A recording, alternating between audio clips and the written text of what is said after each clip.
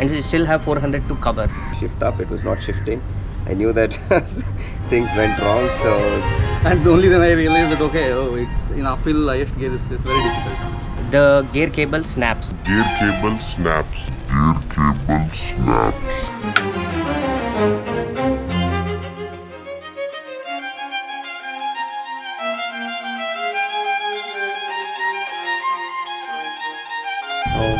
myself, Srini my passion is ultra cycling, and I could explore few ultra cycling events since 2009, and I'm lucky that I am still lasting in this ultra cycling sport, and evolving, learning, and yeah, it has been a journey where in terms of being self-aware, self-conscious, and knowing more about myself, knowing more about my strengths, weaknesses through the sport, and it's helping me to be a better person. The more I race, I feel that I'm becoming a better person with every race. So, and it has also become a reference. Every race becomes a reference, a life reference. So whenever you are in difficult situations, you refer to these life lessons from the race. And these races give you also give you an opportunity to dig deeper into your subconscious thought, subconscious mind. So that is what is special. So I really find potential that has an effect not just on the racer but also on people around, and community, and the nation, and that's how it is. So I all the time when I talk about ultra cycling, or somebody asks about my ultra cycling journey, I owe it to the community in Bangalore in 2009, wherein I came to know about that you can ride on a bicycle distances more than 100 kilometers, and I also came to know about a race called Race Across America. So that's how a community can influence. Hats off to director of the race the Pearl, yes. So he is also building a community which is for sure shaping or nurturing so many dreams, and had the opportunity to race with the best with passionate racers in Sri Lanka here, and I could feel the passion in them. I could feel that drive and that strong desire to excel in what they are doing. So that feeling of finding someone else's passion and their drive to excel is motivating for me. Yeah, hats off to Yasis to build such a community, because as I told you, community plays a big role in all our lives with respect to dreams, achieving your dreams and all that. Yeah, so I was fortunate to get Sudha as my crew chief, and also Mohan as another crew member. So they had crewed for me earlier, and having a team is always a strength. And whatever you do, it is you're always interconnected, you're always interdependable, and sensing that your vulnerability, that you are so dependable, you're so interconnected, brings in a lot of humility, brings in a lot of good people, brings in so much learning, is what I would say. And whether it is supported, whether it's self-supported, so it's always people and people. So the human connect with a race like this is more intense. So I always feel that Race Across America is a 12-day event, but what I see is the 12 days is equivalent to 12 years of a normal day, normal person's life. The normal person's life of 12 years is condensed in 12 days in Race Across America. So with the same analogy, when I apply to Race the Pearl, which is a 24-hour race, it's like 1 years of one's life is condensed and given to you. So there's so much learning, there's so much life substance, and so much in it for all of us, for my crew, for the organizer, for the racer, for people cheering, so there is so much for everyone. So that is what I want to stress on. I can go on and on talking about these things. I know it goes into a philosophical angle, but but that's how it is. I love to be in that zone, of that subconscious, or of that kind of virtual zone where it is somewhere. So See, Raise the Pearl, when we started, we were quite prepared in terms of logistics, the overall planning. But you all know there is something which is thrown at you which you can't manage. And one of the key combination we had was we did not have a bike mech. And we knew everything else to be done, navigation, feeding, caretaking. But there comes a moment where the gap we have, where one of the main cycle which is used for our climbing and the rollers, the gear cable snaps. Gear cable snaps. Gear cable snaps.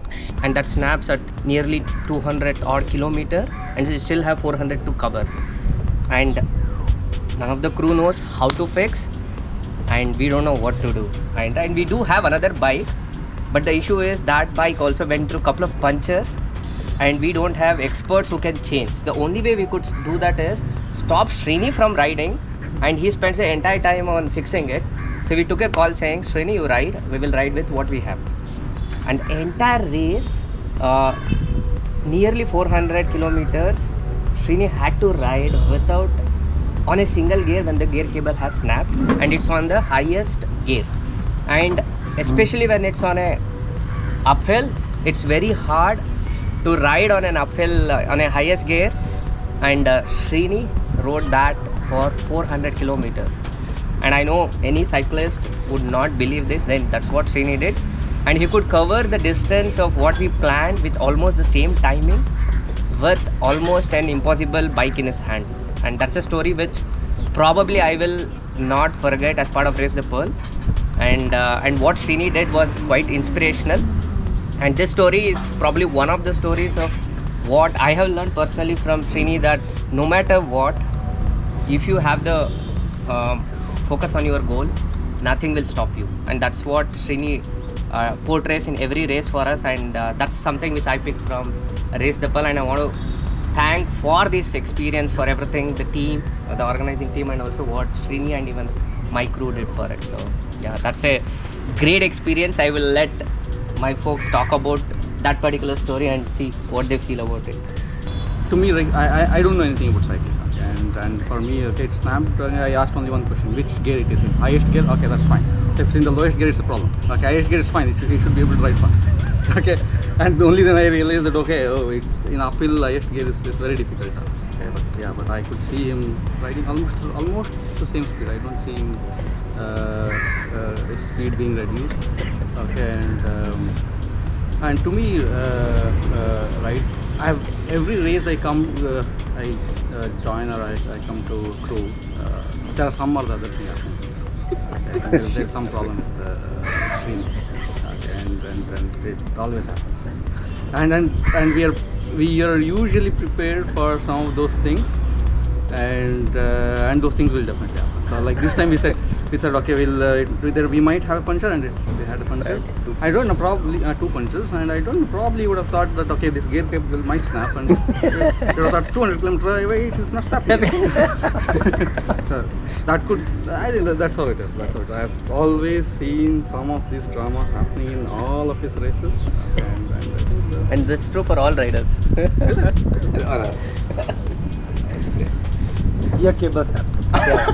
You have to start from there. But what went in your mind? A lot of things happen. So can you take from there and do the Srini on this?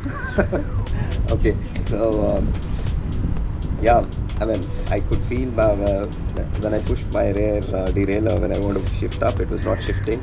I knew that things went wrong. So the first thing was, should I change the bike, or then I know the terrain is relatively hilly terrain than the first 200 kilometers.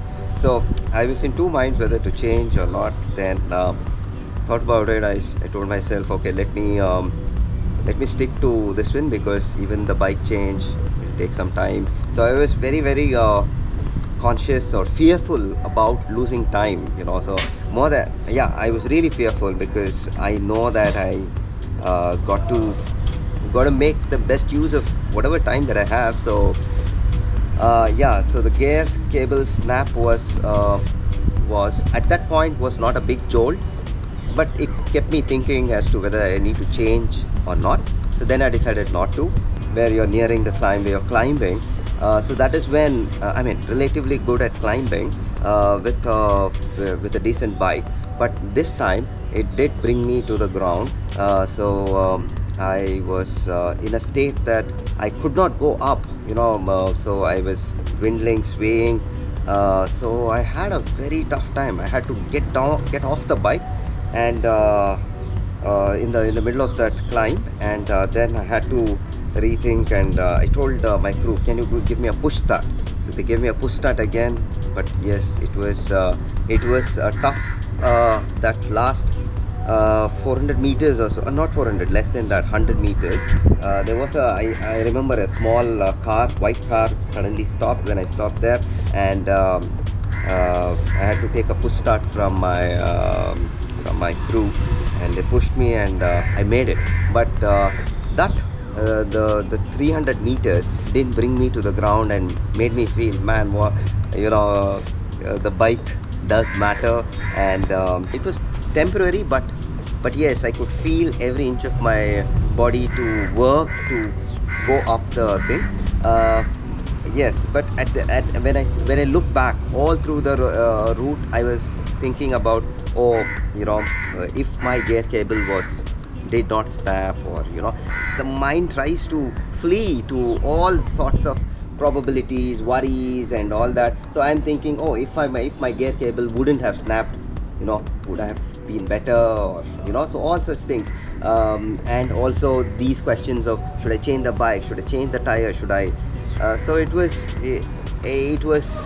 all such thoughts. But yes, I had to snub them and focus on the most important thing, that is time, and try to stay on the bike, keep moving forward. That's all that I did. My crew did help me out to a large extent, because at every point, at every situation, you are in that the internal conflicts of your thoughts. They are always looking at the possibilities of finishing the race strong. So when you have such a moral support, no doubt they give their best, they give their time, energy, resource, everything. So when you have that kind of support from your support crew, wherein they are supporting you when you are in that conflict zone, the internal conflict that happens, your thoughts, it's a big morale booster. Yeah, you feel strong. That is what is the spirit of teamwork. So it makes you focus on the task ahead. It make you value everything that you have. And so even a small cheer or a small thing, like Srini, you're doing well. They simplify the problem that is there. They simplify every forward step that you're taking. So which is a big thing. So that is how the gear cable snaps is one thing, but the snapping of the gear cable has strengthened our bonding with the chain links that we have as a team. So that is how I feel. Thanks for the opportunity. I have so many people to thank, but yes, I would start with Bikey Venki, who did reach out to me and said, "Do you want to race?" I just said yes. About 6 weeks before, I said yes, not knowing what I am entering into, and not having a bike. I did borrow bikes from here and there, mountain bikes and all that. I trained at whatever places that I could. Then I got in touch. Then Bachi was there in the picture through Bikey Venki. Again, a big shout out to Bachi and Soul Fitness for getting us here. And it's for the first time that's happening to me that you have an environment which is supporting you to race. And finally Yasis, who is the director of Race the Pearl, and they ensured so many stuff that renting a van, getting the hotels done, and getting a food at all these places, and post the race, staying at places. These are all big things, and I'm very, very grateful and thankful to to Race the Pearl to be so considerate and concerned about our needs. And I mean, we are very, very grateful. We take back this message home that Race the Pearl is an amazing race to do. I mean, in terms of an ultra cycling race, and this is very unique in terms of the ecosystem that you have here, in terms of the passion that you have here. So when you have an ecosystem and a passion, I think it will take you. It'll teach you so much, and it'll take you miles ahead in the sport, and it's a very good thing for the sport in this region. Guys, do check out Race the Pearl. I mean, not check out, you Race the Pearl, and it is an exciting race, and whatever stats that you have, that's what I learned. It's very deceptive. The race is deceptive. You might feel, oh, 600, I have done Brevet 600, so I can easily finish it. So don't think that way. Have huge respect, towards the race, and I would say that this is unique and very special for me, and I take back a big load of memories, good memories, and a good number of friends. So I'm thankful to the community here. Thank you, Sri Lanka, and yeah, see you whenever I get an opportunity. Yeah.